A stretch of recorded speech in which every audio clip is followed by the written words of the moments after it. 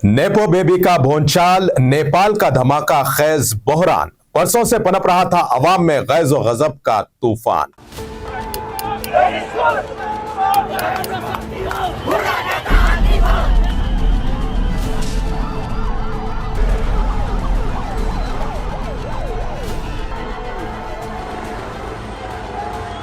अस्सलाम वालेकुम नाज़रीन, आप देख रहे हैं मीम टीवी की स्पेशल रिपोर्ट। मैं हूं हबीब उमर।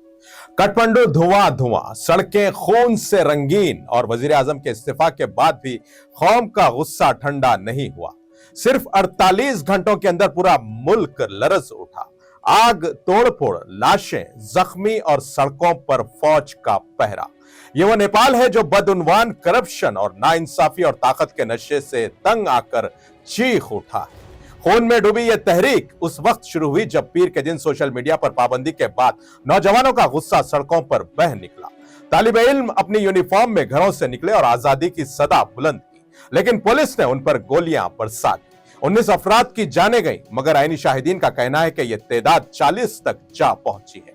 उन्होंने बच्चों पर गोलियां चलाई जो अभी भी अपने स्कूल के यूनिफॉर्म में थे।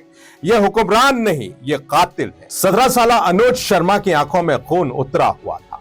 मंगल की दोपहर वजीर आजम इस्तीफा दे दिया, लेकिन नौजवानों का कहना था कि यह इस्तीफा कोई कामयाबी नहीं, यह सिर्फ कुर्सी खाली करने का खेल है। हम करप्ट बदउनवान हुकूमत को सबक सिखाना नहीं चाहते, हम चाहते हैं कि वो मुकम्मल तौर पर खत्म हो जाए। इस्तीफा के चंद घंटों बाद काठमांडू की फिजाओं में धुआं भर गया और नेपाल की राजधानी शोलों में घिर गई। Supreme court, parliament, media houses, बड़े बड़े कारोबारी मराकज और हत्ता के हिल्टन होटल भी शोलों की लपेट में आ गए। मुजाहिरीन ने पुलिस की गाड़ियां छीन ली, हथियार लूट लिए और ताकत का जवाब ताकत से देने लगे। एक सहाफी ने बताया कि आसमान धुएं से सियाह हो गया था, हर तरफ आग और तबाही थी। शहर एक जंगी मैदान का मंजर पेश कर रहा था।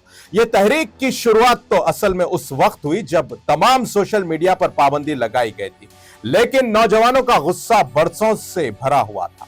सियासतदानों के अय्याश बच्चे टैक्स के पैसों से बने महलात और महंगी गाड़ियों की नुमाइश कर रहे थे, जबकि अवाम भूख और गुर्बत में डूबती चली जा रही थी। हमारे घरों में खाने को नहीं और वो अपनी तस्वीरों से ऐसी नेमतें दिखा रहे थे जो एक आम नेपाली की 20 साल की आमदनी से भी ज्यादा है। ये जुल्म है, ये एक तालिबे इल्म के थे जुमले। नेपाल की commission for the investigation of abuse of authority ने साबिक वजीर आजम पर भी करप्शन के इल्जाम आयद किए थे। बड़े बड़े इंफ्रास्ट्रक्चर मंसूबों में चीन की कंपनियों को जो ठेके दिए गए थे उनमें कोई ट्रांसपेरेंसी नहीं थी। इन मामलों में करप्शन के संगीन इल्जाम भी लगे थे। पोखरा इंटरनेशनल एयरपोर्ट रेड टेप जैसे स्कैम्स में तरक्याती मंसूबों को कमजोर बनाकर रख दिया था, लेकिन इसमें करप्ट लीडर्स को अपनी दौलत में इजाफा करने का मौका मिल गया था। नेपाल की यह पुरतशद्दुद सूरत हाल 2008 में बादशाहत के खात्मे के बाद पहली मर्तबा देखी गई। उसकी असल वजह करप्शन, हुकूमत की नाकामी को लेकर सोशल मीडिया पर नेपो बेबी के नाम से वीडियोस वायरल हो रही थी। इन वीडियोस में सियासतदानों की अय्याशियों और आम आवाम की जिंदगियों के फर्क को बताया जा रहा था कि कैसे एक तरफ अवामी पैसों पर हुक्मरान खानदानों की अय्याशियां चल रही थी, जबकि दूसरी जानिब एक आम नेपाली या तो मुल्क के अंदर मुश्किलात झेल रहे थे या फिर दूसरे मुमालिक जैसे खलीज, यूरोप, अमेरिका और ऑस्ट्रेलिया में कम तनख्वाहों वाली मुलाजिमतों पर मजबूर थे।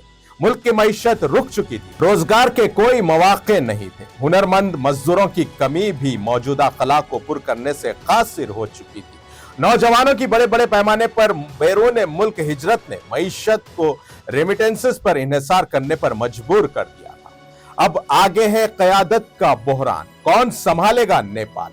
सबकी नजरें काठमांडू के नौजवान मेयर बालेंदर शाह पर है, जो करप्शन से पाक और अवामी मकबूलियत के हामिल समझे जाते हैं। शर्मा ने कहा कि वो शायद नेपाल का सबसे मकबूल लीडर होगा और वो वाहिद शख्स है जिन पर अभी तक कोई स्कैंडल नहीं आया।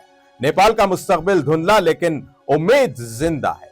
मुल्क इस वक्त फौजी कर्फ्यू में सांस ले रहा है, सियासत मफलूज है, अवाम का एतमाद टूट चुका है, लेकिन एक बात तय है कि यह नौजवान नस्ल खामोश नहीं बैठेगी।